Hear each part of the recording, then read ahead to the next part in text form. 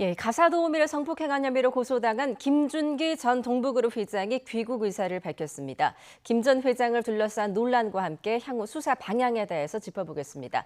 염건웅 유원대 교수, 전지현 변호사 자리하셨습니다. 안녕하세요. 안녕하세요. 예, 자, 옛 동부그룹을 이끌었던 김준기 전 회장, 이제는 성범죄 의혹의 당사자가 됐습니다. 먼저 좀 시간을 돌려서 2년 전에 있었던 여비서 성추행 혐의부터 좀 살펴볼까요? 네, 이게 2017년 9월경에 여비서가 그 김준기 회장을 성추행으로 고소를 하면서 불거진 사건인데, 그 내용인즉슨 이 김준기 DB 회장이 그 여비서를 2017년 2월부터 7월에 걸쳐서 5개월 동안 상습적으로 성추행했다는 거고요.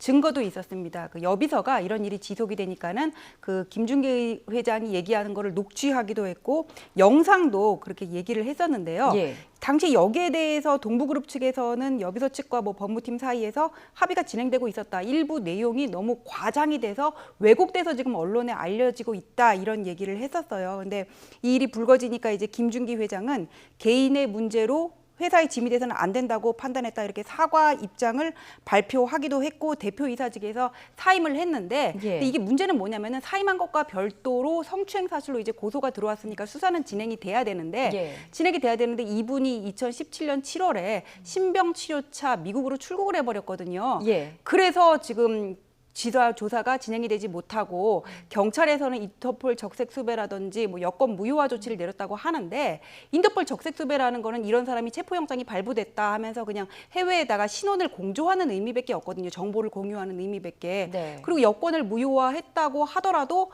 외국에 체류하기 위해서는 여권이랑 비자 2개가 필요한데, 예. 여권은 우리나라에서 무효화할 수 있어요. 그리고 무효화하면은 미국에 있더라도 다른 나라로 가지는 못하는데, 이 비자는 체류하고 있는 나라의 소관이거든요. 예. 그래서 그 나라에서 이거를 무효화하거나 기간을 갱신해주지 않으면은 그 나라에 있을 수가 없는데, 지금 비자 기간을 계속적으로 갱신하면서 아직까지도 미국에 체류하고 있다고 합니다. 예, 2017년 이후에 계속 지금까지도 미국에 체류하고 있다는 말인데, 김준기 전 회장, 그야말로 뭐 옛 동부그룹 창업주라는 건 알려져 있는데요. 구체적으로 좀 어떤 인물입니까? 네.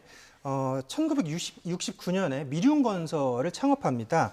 이때가 만 24살이었거든요. 그래서 이게 동부건설의 전 이제 모태가 되는 기업이고요. 이때부터 사업을 이제 외연을 확장하게 됩니다. 그래서 1970년대와 80년대에 들어서서 철강, 화학, 금융, 반도체 이런 그 사업의 외연 확장과 더불어서 규모를 상당히 키웠던 그런 상태였고요. 예. 이때 재계 지금 결국 이 동부그룹이 13위까지 2000년대에 올라가는 그런 회장으로서의, 경영자로서의 어떤 리더십과 또 승부근성을 보여줬던 그런 사람입니다. 예. 다만 이 지금 2017년 지금 2월부터 7월에 있었던 이 성추행 논란이 있기 전에 이미 그 철강 산업이 좀 무너졌던 그런 상태예요. 그룹 내에서. 네. 그래서 이런 부분에 대한 어떤 실패가 있었고 구조조정을 겪으면서 위기가 왔던 상황에 또 2017년에 이 여비서 성추행 의혹이 불거지면서 거기에서 이제 대표이사직을 사임했던 그런 상황이었습니다. 예. 당시 이제 여비서 성추행 논란으로 동부그룹 회장직에서도 물러났는데, 근데 이게 끝이 아니었더라고요. 이번 성범죄 그 이전에도 또 성폭행 의혹에 있어서 피소가 됐죠. 네, 그러니까 이분이 2016년 1월부터 1년 동안 남양주 별장에서 일하고 있는 가사도우미 모 씨를 이제 상습적으로 성폭행하고 추행했다는 내용인데, 여기에 대한 고소장은 그 여비서 문제 불거지고 나서 지난해에 고소를 했다고 해요, 피해자 측에서. 네. 그런데 이분이 미국에 있으니까는 한 번도 소환도 안 되고 제대로 수사가 이루어지지 않고 있으니까는 그 가족의 입장에서는 너무 답답해서 이게 뭐 어머니가 억울하게 당하셨는데 이대로 그냥 놔둘 수는 없다, 좀 나서달라 하면서 그 청와대 게시판에 이제 글을 올리면서 그 내용이 불거졌어요. 근데 그 예. 내용을 들어보면은 이 김준기 회장이 음란물이라든지 그 영상 같은 거를 공개된 공간에서 보고, 그 다음에 가사 도우미로 일하고 있는 이제 피해자분을 옆에 앉히게 해가지고는 이렇게 강제로 폭행을 하고 추행을 하고 이랬다는 건데, 이게 그냥 그 피해자 측의 말뿐인 게 아니라 이런 일이 지속이 되니까 이분이 녹취를 냈다 그러더라고요. 예, 그 녹취 내용이 있는데요. 지금 좀 잠깐 들어보고 좀 이야기를 나눠보도록 하겠습니다. 나 안 늙었지? 나 안 늙었지? 아니 좀 하지 마시라고요. 나이 먹고 이제 저 부드럽게 굴 줄 알아야지. 가만히 있어. 예, 바로 이 사건이 이제 여비서 성추행 사건보다 1년이 앞섰던 2016년에 그 남양주 별장에서 일어났던 가사도우미 성폭행 사건 그 혐의입니다. 네. 자, 당시에 좀 어떤 일이 있었던 건지 좀 구체적으로 다시 한번 좀 정리를 해볼까요? 네, 그러니까 지금 아까 여비서 성추행 사건은 2017년이고요. 예. 이전에 2016년에 이 가사도우미로 일했던 한 여성분의 이제 성폭행 사건이 다시 드러난 그런 상태입니다.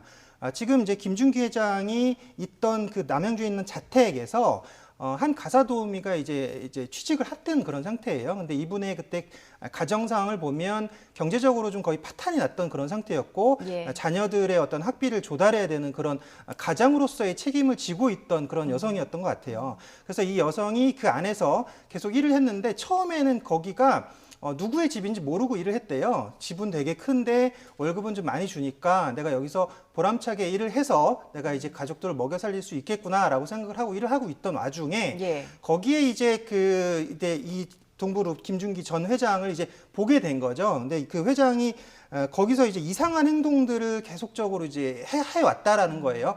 거기서 이제 처음에는 노골적으로 이런 성적인 행동을 하진 않았다라고 해요. 그래서 관리인에게 얘기를 해가지고 음란물을 계속 틀었다라고 합니다. 그래서 그 음란물을 보면서 처음엔 가사도우미에게 방에 들어가 있어라라고 했는데 이후부터는 이제 음란물을 노골적으로 보여주면서 어떤 이제 성적인 의도를 드러내기 시작했었다라는 거죠. 그래서 예.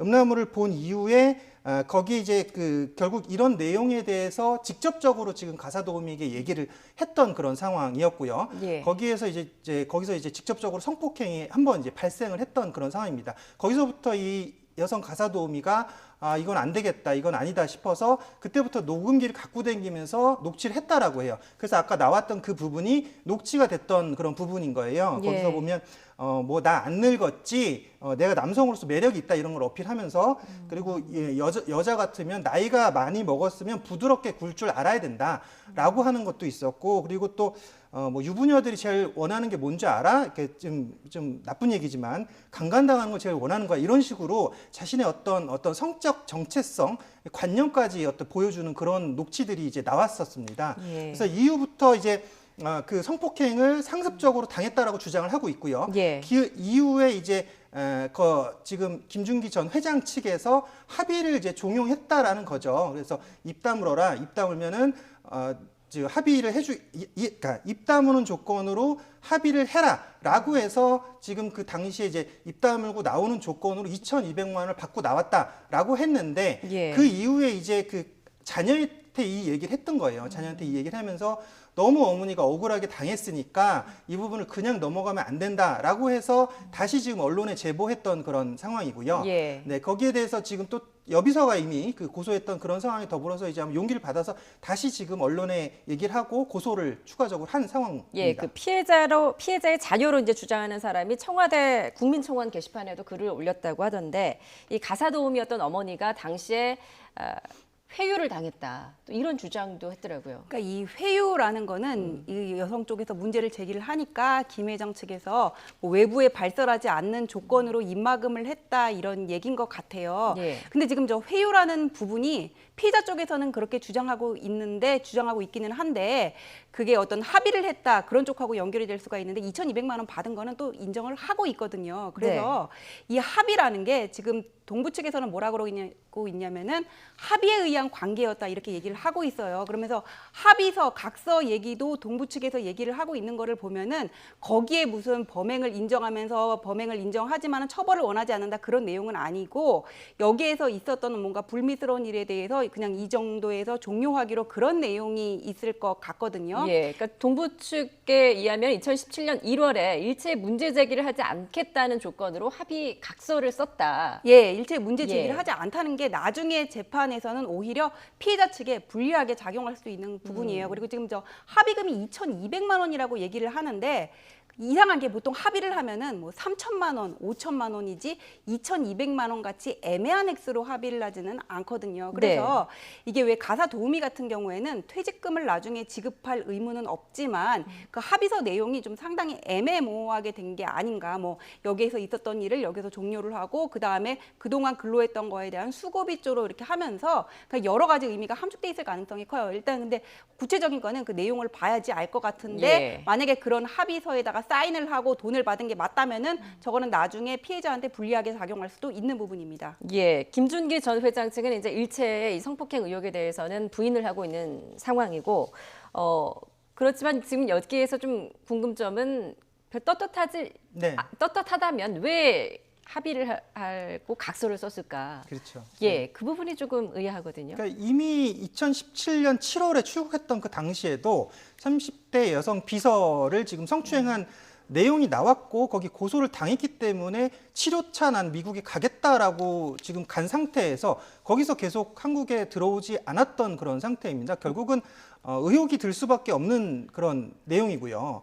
그 이후에 지금 또 이제 가사도우미 문제가 불거졌을 때도 자신이 잘못한 게 없으면 각서를 요구할 이유가 없는 거죠. 거기서 그러니까 뭐 각서를 요구한 내용은 사실 그렇습니다. 이 안에서 이 집안 내에서 있던 일을 얘기하지 말라라고 지금 밝혀져 있어요. 내용 자체는. 하지만 지금 변호사님 말씀대로 어떤 뭐 추가적인 어떤 각서의 내용이 있었을 가능성도 있는 것이고 그것이 지금 여기 말했던 어떤 성폭행 의혹과 관련해서 자신들이 입막음용으로 합의금을 주고 또 거기에 각서를 쓰라고 하지 않았냐라는 그런 의혹이 제시될 수밖에 없는 건데, 그러니까 지금 이 피해 여성, 지금 가사도우미 피해 여성 입장에서도 좀 억울한 부분이 있는 거예요. 지금 지금 도는 의견들에 의하면 그때 당시 합의금을 받았는데 왜 지금 와서 다시 내용을 불거지게 다시 지금 언론에 얘기를 하는 거냐 이런 내용들이 좀 또 나오고 있거든요.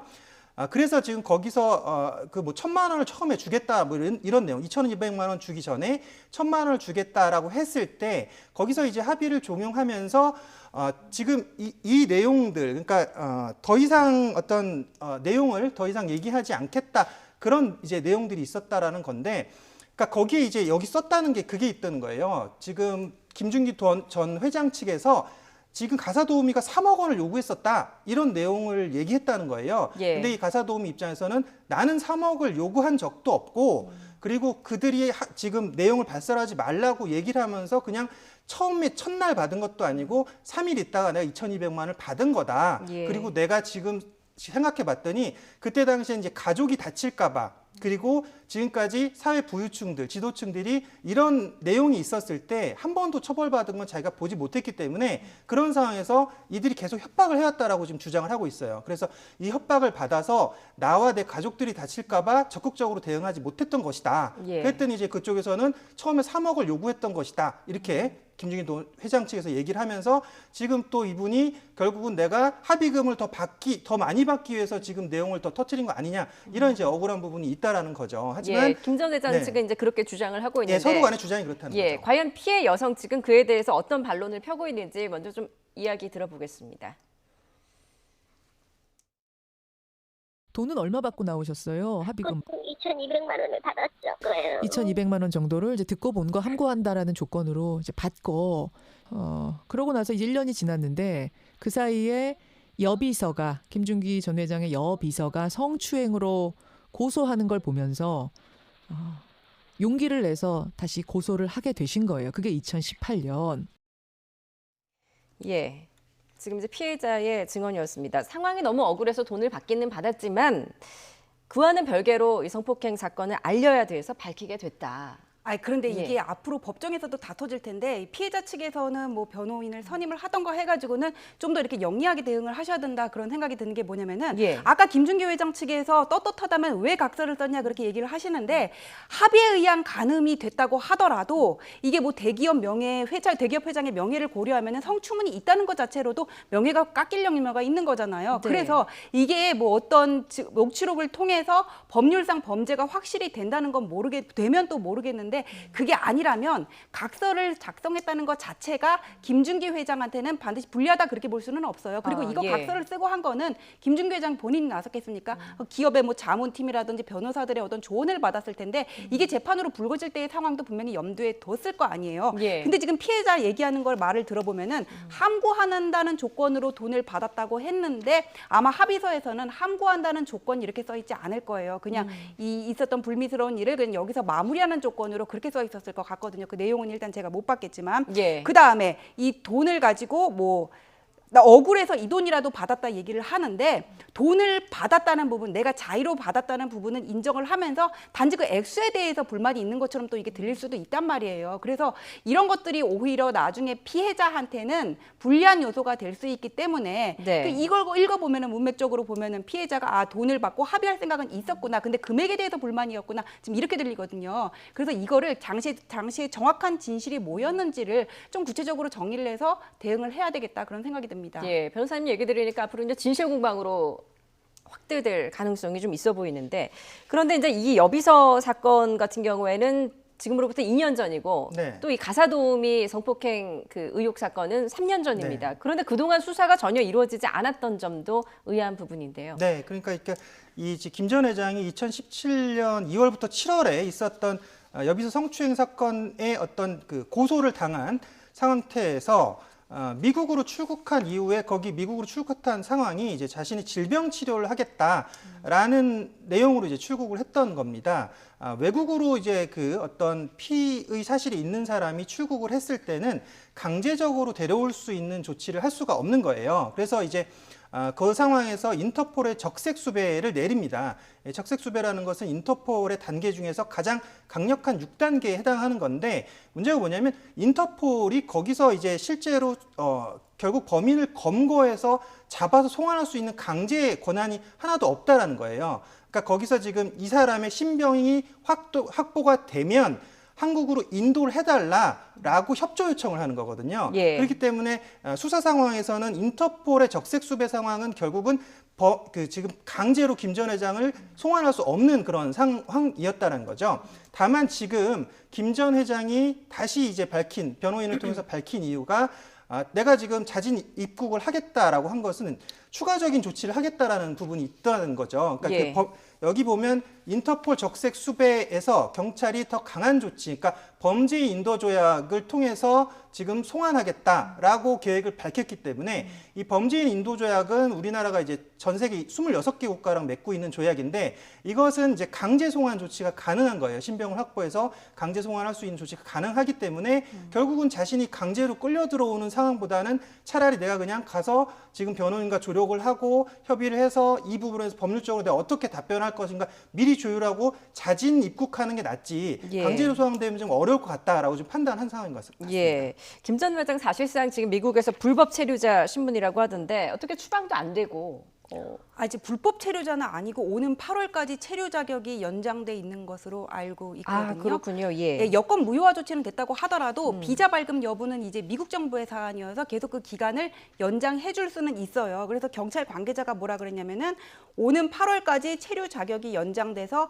당장은 송환이 어려워 이렇게 얘기를 했거든요. 예, 그러니까 예. 이 사람을 한국에 데리고 오려면은 비자 8월 이후에 더 이상 비자 기간이 연장이 안 돼서 불법 체류 자격이 확실히 인정이 돼가지고는 추방이 되거나 아니면 우리나라 범죄인 인도 요청을 미국 법원에서 받아들이는 방법이 있는데 예. 범죄인 인도 요청 같은 경우에는 법무부, 외교부, 상대방 외교부 또 미국 법무부의 순으로 이렇게 가기 때문에 기간 자체가 오래 걸리고 그다음에 섬나 씨 같은 경우에는 3년 걸렸잖아요. 네. 이게 또 재판에 들어가면은 2년, 3년 길게 걸릴 수도 있어가지고는 예. 이게 확실히 좀 당장에 데려오기는 어려운 그런 상황인 거죠. 그러니까 뭐 자진 귀국 의사를 밝혔다고는 하지만 그 기간을 질질 끌면서 더 늘어날 가능성이 있다는 이야기죠. 이게 자진 귀국 의사라고 예. 하는데 저는 그게 자진 귀국 의사인지 모르겠어요. 뭐라 그러냐면은 주치의의 동의가 있으면 그랬거든요. 네. 그러니까 주치의의 동의가 없으면 안 가겠다는 거고 나는 아프고 그 미국에서만 받을 수 있다는 거를 지금 전제한 거잖아요. 예. 그래서 이 사람들이 뭐 주위에 문의를 해봤겠죠. 법률 전문가들한테. 그래서 내가 미국에 계속 있을 수 있는 방법은 비자 문제라든지 뭐 범죄인 인도 인도 송환 결정이다 이런 거를 나중에 혹시나 그런 생길 수 있는 절차에서 피력하기 위해서 미리 그런 선제적인 조치를 해놓는 게 아닌가 그런 생각이 듭니다. 예, 김준기 전 회장 일단 성범죄 의혹이 불거진 만큼 조속히 귀국해서 떳떳이 조사를 받았으면 좋겠습니다.